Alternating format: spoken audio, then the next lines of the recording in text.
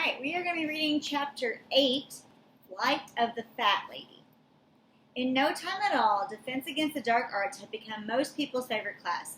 Only Draco Malfoy and his gang of Slytherins had anything bad to say about Professor Lupin. "Look at the state of his robes," Malfoy would say in a loud whisper as Professor Lupin passed. "He dresses like an old house elf." But no one else cared that Professor Lupin's robes were patched and frayed. His next few lessons were just as interesting as the first. After Bogarts, they studied red caps, nasty little goblin-like creatures that lurked wherever there had been bloodshed, in the dungeons of castles and the potholes of deserted battlefields, waiting to bludgeon those who had gotten lost. From red caps, they moved to kappas, creepy water dwellers that looked like scaly monkeys, with webbed hands itching to strangle unwitting waiters in their ponds. Harry only wished he was as happy with some of his other classes. Worst of all was potions. Snape was in a particular vindictive mood these days, and no one was in any doubt why. The story of the Bogart assuming Snape's shape, and the way that Neville had dressed it in his grandmother's clothes, had traveled through the school like wildfire. Snape didn't find it funny. His eyes flashed menacingly at the very mention of Professor Lupin's name, and he was bullying Neville worse than ever. Harry was also growing to dread the hours he spent in Professor Trelawney's stifling tower room, deciphering lopsided shapes and symbols, trying to ignore the way Professor Trelawney's enormous eyes filled with tears every time she looked at him. He couldn't like Professor Trelawney, even though she was treated with respect bordering on reverence by many of the class. Parvati Patel and Lavender Brown had taken to haunting Professor Trelawney's tower room at lunchtimes, and also returned with annoyingly superior looks on their faces, as though they knew things that others didn't. They had also started using hushed voices whenever they spoke to Harry, as though he were on his deathbed. Nobody really liked Kara magical creatures, which, after the action-packed first day, had become extremely dull. Hagrid seemed to have lost his confidence. They were now spending lesson after lesson learning how to look after flobberworms, which had to be some of the most boring creatures in existence. "Why would anyone bother looking after them?" said Ron, after yet another hour of poking shredded lettuce down the flobberworms' slimy throats. At the start of October, however, Harry had something else to occupy him. Something so enjoyable it more than made up for his unsatisfactory classes. The Quidditch season was approaching, and Oliver Wood, captain of the Gryffindor team, called a meeting one Thursday evening to discuss tactics for the new season. There were 7 people on a Quidditch team. 3 chasers, whose job it was to score goals by putting the quaffle, a red soccer-sized ball, through one of the 50-foot-high hoops at the end of each field. 2 beaters, who were equipped with heavy bats to repel the bludgers. A keeper, who defended the goalposts, and the seeker, who had the hardest job of all, that of catching the golden snitch, a tiny, winged, walnut-sized ball whose capture ended the game and earned the seeker's team an extra 150 points. Oliver Wood was a burly 17-year-old, now in his 7th and final year at Hogwarts. There was a quiet sort of desperation in his voice as he addressed his 6 fellow team members in the chilly locker rooms on the edge of the darkening Quidditch field.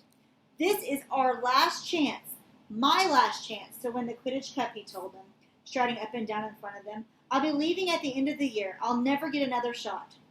Gryffindor hasn't won for 7 years now. Okay, so we've had the worst luck in the world. Injuries, then the tournament getting called off last year." Wood swallowed as though the memory still brought a lump to his throat. "But we also know we've got the best ready team in the school," he said, punching a fist into his hand, the old manic glint back in his eye. "We've got 3 superb chasers." Wood pointed at Alicia Spinnet, Angela Johnson, and Katie Bell. "We've got 2 unbelievable beaters." "Stop it, Oliver. You're embarrassing us," said Fred and George, Weasley together, pretending to blush. "And we've got a seeker who has never failed to win us a match," Wood rumbled, glaring at Harry with a kind of furious pride. "And me," he added as an afterthought.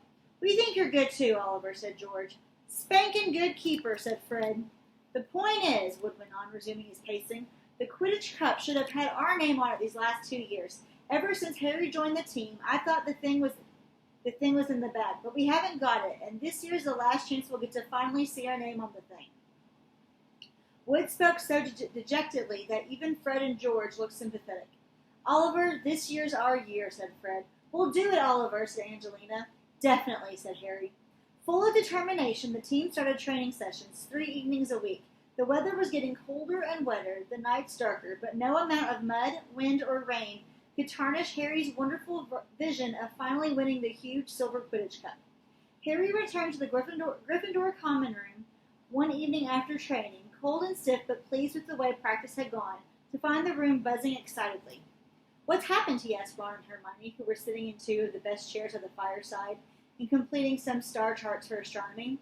"First Hogsmeade weekend," said Ron, pointing at a notice that appeared on the battered old bulletin board. "End of October. Halloween." "Excellent," said Fred, who had followed Harry through the portrait hole. "I need to visit Zonko's. I'm nearly out of stink pellets." Harry threw himself into a chair beside Ron, his high spirits ebbing away. Hermione seemed to read his mind. "Harry, I'm sure you'll be able to go next time," she said. "They're bound to catch Black soon. He's been sighted once already." "Black's not fool enough to try anything in Hogsmeade," said Ron. "Ask McGonagall if you can go this time, Harry. The next one might not be for ages."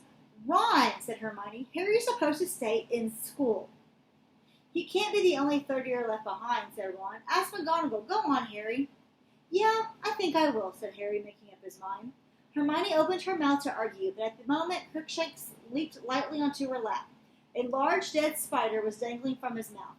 "Does he have to eat that in front of us?" said Ron, scowling. "Clever, Crookshanks. Did you catch it all by yourself?" said Hermione. Crookshanks slowly chewed up the spider, his yellow eyes fixed insolently on Ron.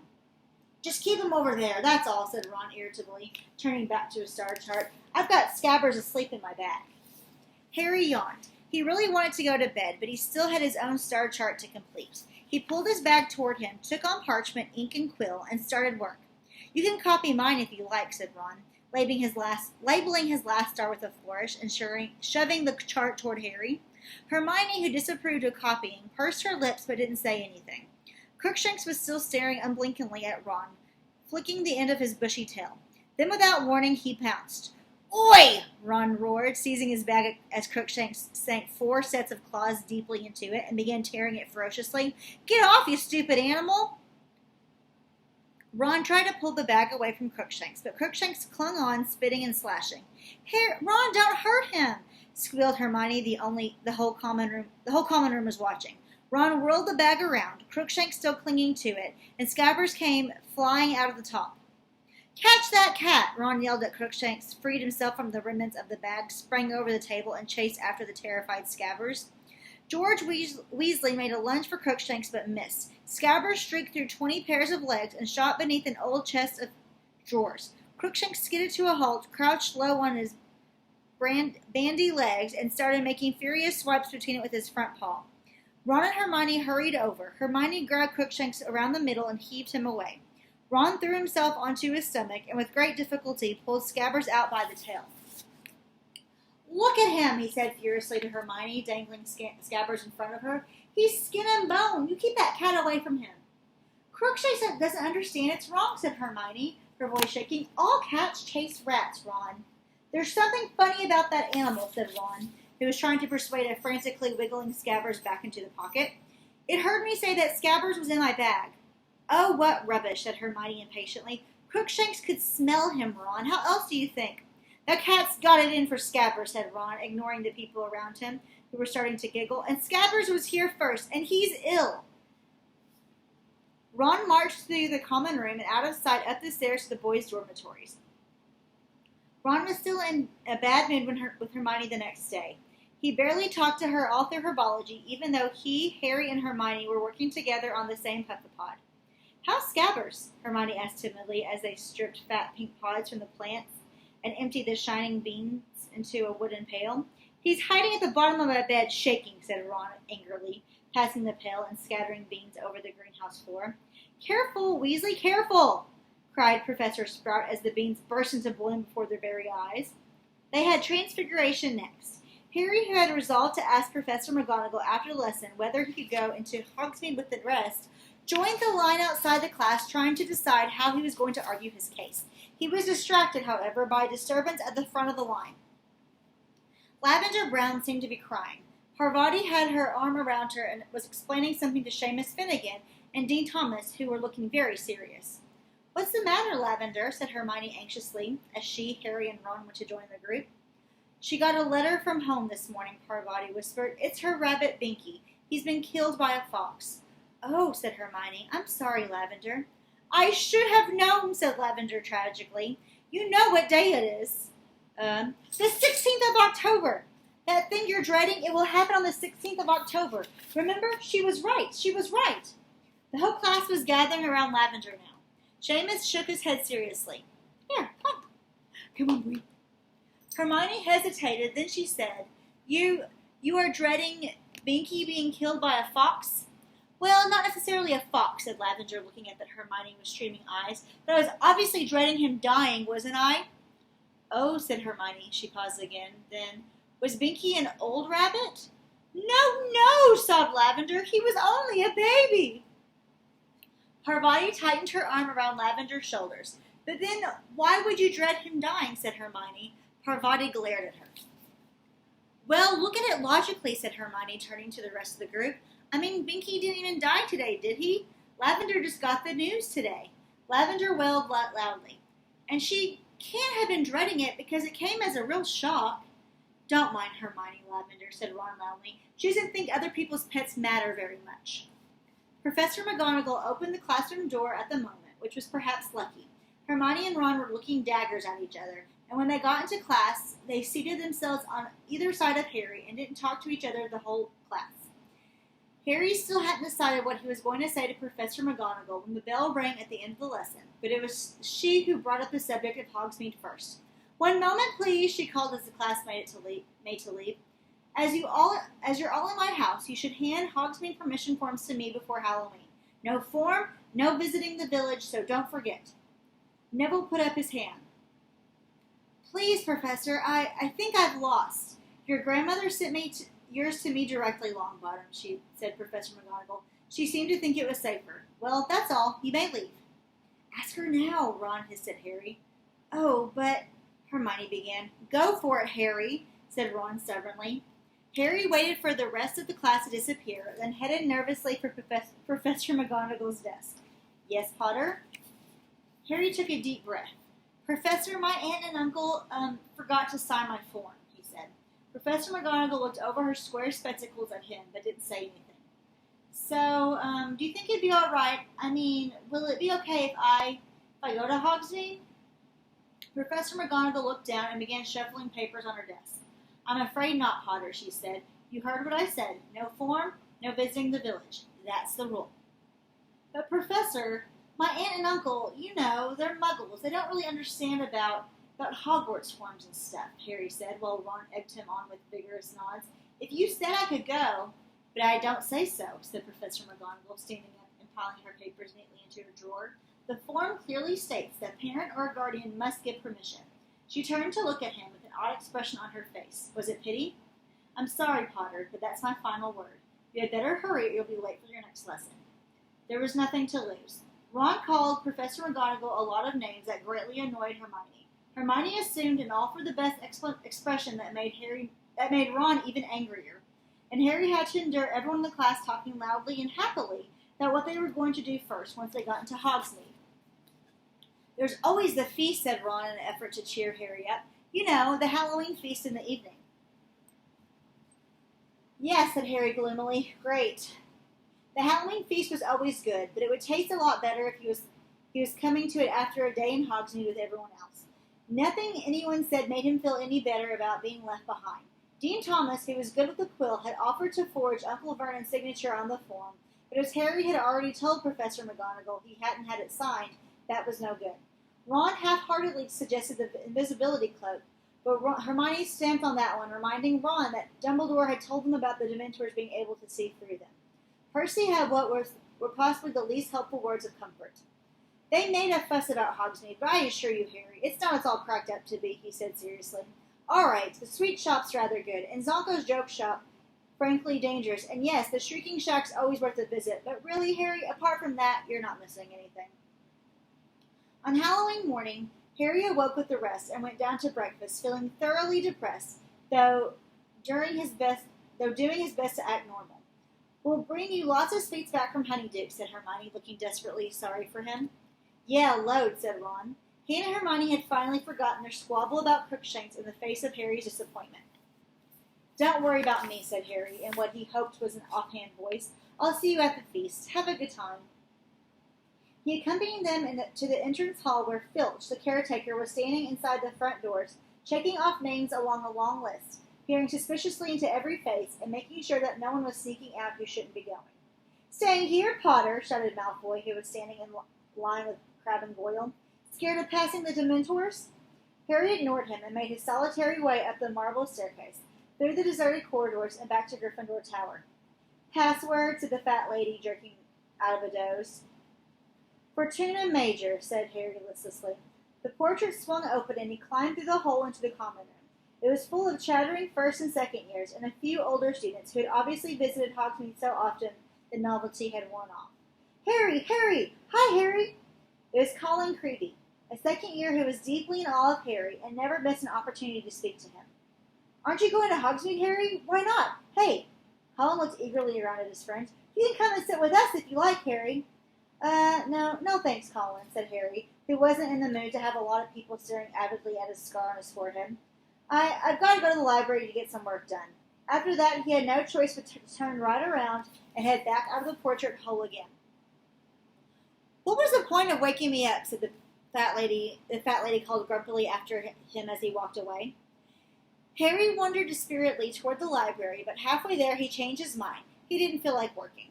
He turned around and came face to face with Filch, who was obviously just seen off the last of the Hogsmeade visitors. "What are you doing?" Filch snarled suspiciously. "Nothing," said Harry truthfully. "Nothing," spat Filch, his jowls quivering unpleasantly. "A likely story. Sneaking around on your own. Why aren't you in Hogsmeade buying stink pellets and belch powder and whizzing worms like the rest of your nasty little friends?" Harry shrugged. "Well, get back to your common room where you belong," snapped Filch, and he stood glaring until Harry had passed out of sight. But Harry didn't go back to the common room. He climbed a staircase, thinking vaguely of visiting the Owlery to see Hedwig, and was walking along another corridor when a voice from inside one of the rooms said, "Harry?" Harry doubled back to see who had spoken and met Professor Lupin looking around his office door. "What are you doing?" said Lupin, though in a very different voice from Filch. "Where are Ron and Hermione?" "Hogsmeade," said Harry in a would-be casual voice. "Ah," said Lupin. He considered Harry for a moment. "Why don't you come in? I've just been taking delivery of Grindylow for our next lesson." "A what?" said Harry. He followed Lupin into his office. In the corner stood a very large tank of water. A sickly green creature with sharp little horns had its face pressed against the glass, pulling faces and flexing its long, spindly fingers. "Water demon," said Lupin, surveying the Grindylow thoughtfully. "We shouldn't have much difficulty with him, not after the Kappas. The trick is to break his grip. You notice the abnormally long fingers? Strong, but very brittle." The Grindylow bared its green teeth and then buried itself into a tangle of weeds in a corner. "Cup of tea?" Lupin said, looking around for his kettle. "I was just thinking of making one." "All right," said Harry awkwardly. Lupin tapped the kettle with his wand, and a blast of steam issued suddenly from the spout. "Sit down," said Lupin, taking the lid off a dusty tin. "I've only got tea bags, I'm afraid, but I dare say you've had enough of tea leaves." Harry looked at him. Lupin's eyes were twinkling. "How did you know about that?" Harry asked. "Professor McGonagall told me," said Lupin, passing Harry a chipped mug of tea. "You're not worried, are you?" "No," said Harry. He thought for a moment of telling Lupin about the dog he'd seen in Magnolia Crescent, but decided not to. He didn't want Lupin to think he was a coward, especially since Lupin already seemed to think he couldn't cope with the Boggart.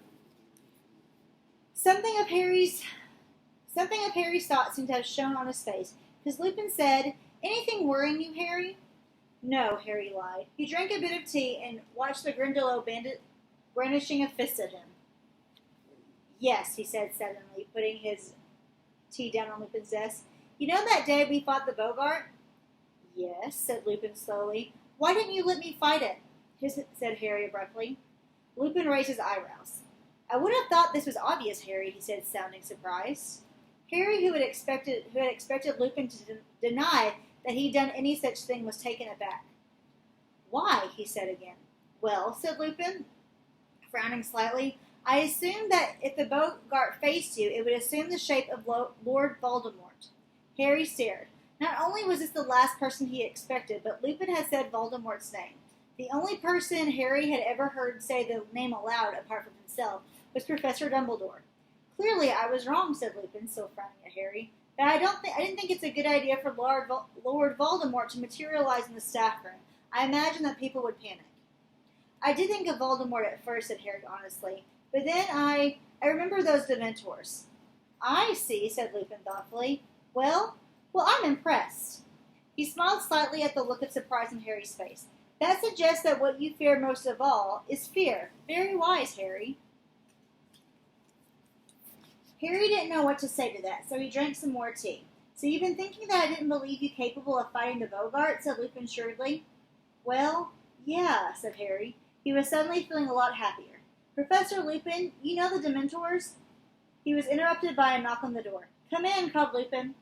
The door opened and in came Snape. He was carrying a goblet which was smoking faintly, and stopped at the sight of Harry, his black eyes narrowing.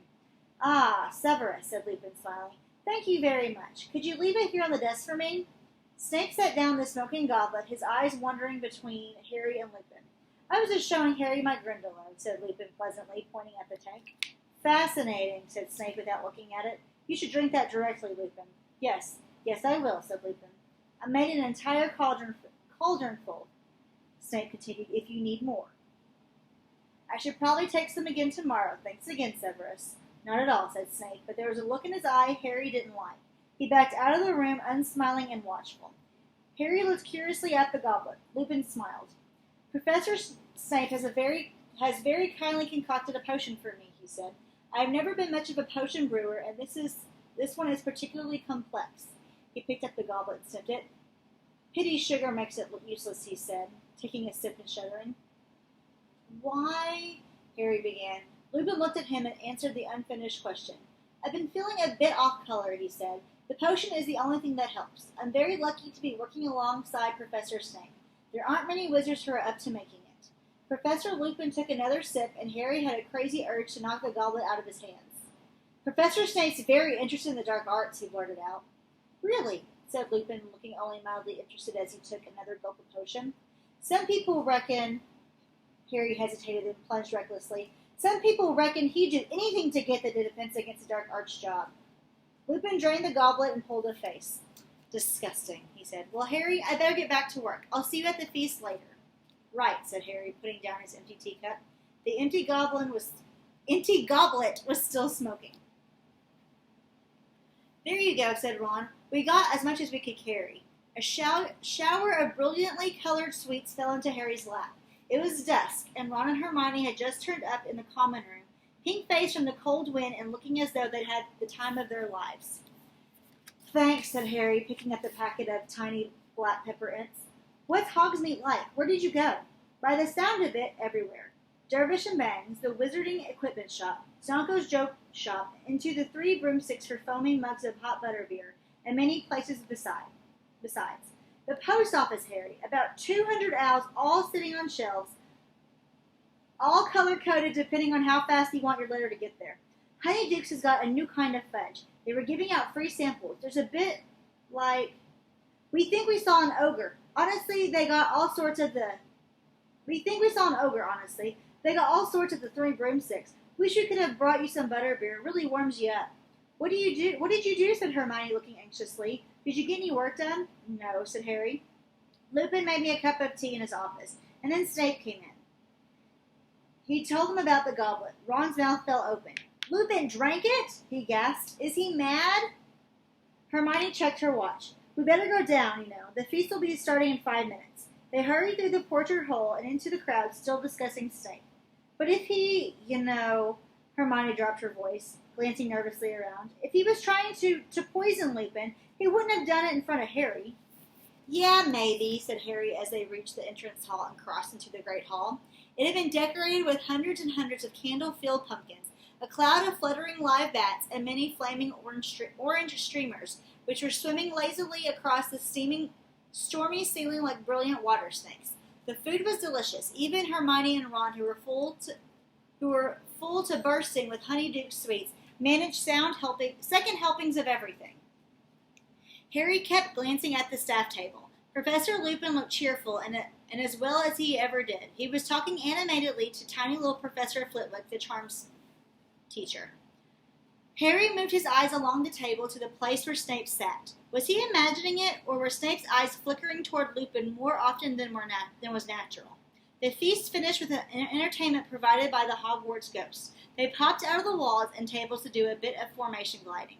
Nearly Headless Nick, the Gryffindor ghost, had a great success with a reenactment of his own botched beheading. It had been such a pleasant evening that Harry's good mood couldn't even be spoiled by Malfoy, who shouted through the crowd as they all left the hall, "The Dementors send you love! The Dementors send their love, Potter!" Harry, Ron, and Hermione followed the rest of the Gryffindors along the usual path to Gryffindor Tower, but then when they reached the corridor, they ended with the portrait of the Fat Lady. They found it jammed with students. "Why isn't anyone going in?" said Ron curiously. Harry peered over the heads in front of him. The portrait seemed to be closed. "Let me get through, please," came Percy's voice, and he came bustling importantly through the crowd. "What's the hold up here? You can't all have forgotten the password. Excuse me, I'm head boy." And then a silence fell over the crowd, from the front first, so that a chill seemed to spread down the corridor. They heard Percy say in a suddenly sharp voice, "Somebody get Professor Dumbledore, quick." People's heads turned. Those at the back were standing on tiptoe. "What's going on?" said Ginny, who had just arrived. A moment later, Professor Dumbledore was there, sweeping toward the portrait. The Gryffindors squeezed together to let him through, and Harry, Ron, and Hermione moved closer to see what the trouble was. "Oh my!" Hermione grabbed Harry's arm. The Fat Lady had vanished from her portrait, which had been slashed so viciously that strips of canvas littered the floor. Great chunks of it had been torn away completely. Dumbledore took one quick look at the ruined painting and turned, his eyes somber, to see Professor McGonagall, Lupin, and Snape hurriedly toward him. "We need to find her," said Dumbledore. "Professor McGonagall, please go to Mr. Filch at once and tell him to search every painting in the castle for the Fat Lady." "You'll be lucky," said a cackling voice. It was Peeves the Poltergeist, bobbing over the crowd and looking delighted, as he always did, at the sight of wreckage or worry. "What do you mean, Peeves?" said Dumbledore calmly, and Peeves' grin faded a little. He didn't dare taunt Dumbledore. Instead, he adopted an oily voice that was no better than his cackle. "Ashamed, your headship, sir. Doesn't want to be seen. She's a horrible mess. Saw her running through the landscape up on the 4th floor, sir, dodging between the trees, crying something dreadful," he said happily. "Poor thing," he added unconvincingly. Did she say who did it?" said Dumbledore quietly. "Oh, yes, Professor Head," said Peeves with the air of one cradling a large bombshell in his arms. "He got very angry when she wouldn't let him in, you see." Peeves flipped over and grinned at Dumbledore from between his own legs. "Nasty temper he's got, that Sirius Black." So Sirius Black is in the castle.